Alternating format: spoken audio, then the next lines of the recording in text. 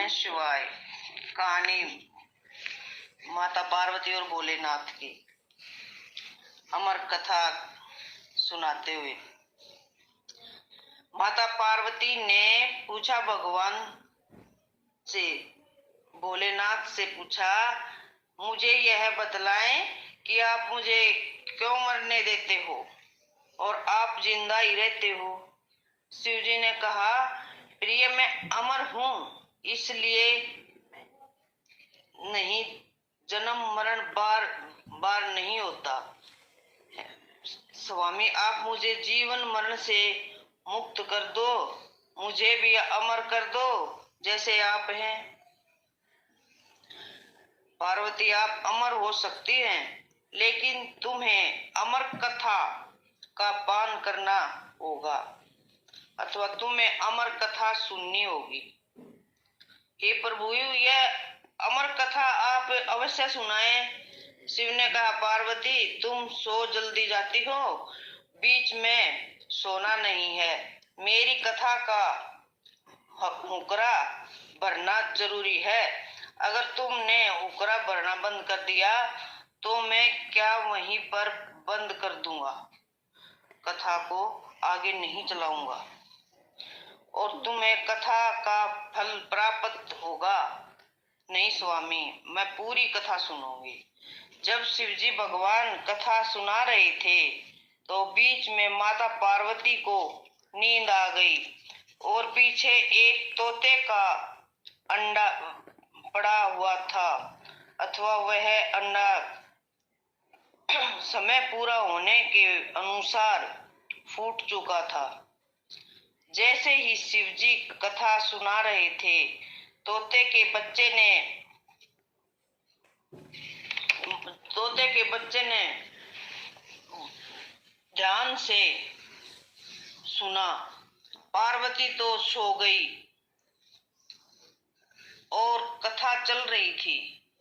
जैसे ही शिवजी ने कथा सुनाते रहे और तोते ने हुंकरा देना शुरू कर दिया। शिवजी कथा कहते रहे और तोता हुंकरा भरता रहा।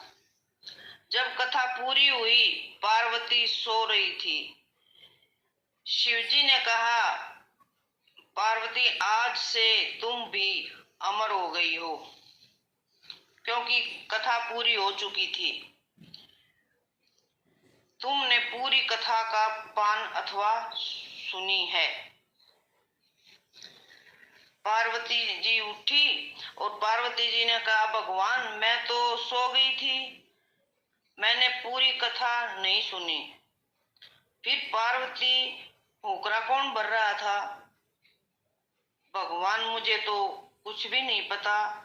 तब शिवजी ने पीछे से देखा तो तोता बैठा हुआ था, तोते का बच्चा बैठा हुआ था। तोते से कहा, हुक्रा तुम दे रहे थे?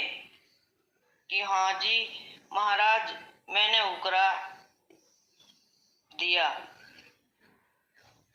शिवजी भगवान को बहुत ही दुख हुआ इस बात का कि मैंने सभी जीव जानवरों को आवाज करके वहां से भगा दिया था, उसके बावजूद भी यह तोता वहां पर मौजूद रहा।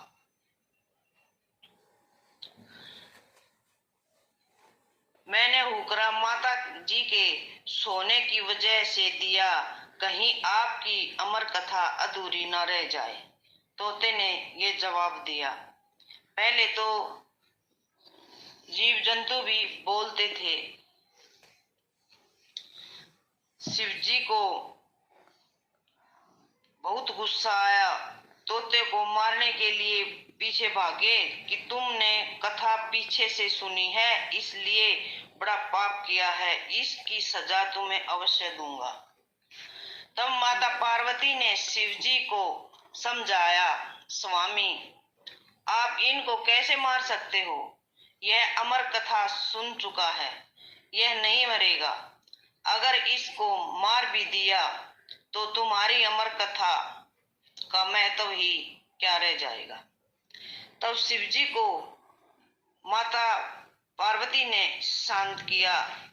तोता भाग रहा था अपनी जान बचाने के लिए और वहां एक ऋषि की कुटिया के पास आया। श्री देव व्यास जी वहां पर रहते थे। उनकी पत्नी सत्य अपने केस धोकर सुखा रही थी।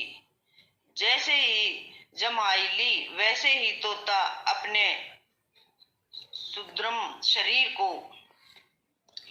सूक्ष्म शरीर को लेकर उनके गर्भ में प्रवेश कर गया। तब 12 साल पूरे हो गए तो वेद व्यास की पत्नी ने कहा, स्वामी, मेरे गर्भ से मुझे कुछ ध्वनि सुनाई देती है। वेद व्यास ने कहा, बेटा, तुम बाहर क्यों नहीं आते? तुम्हारी माताजी बहुत व्याकुल है।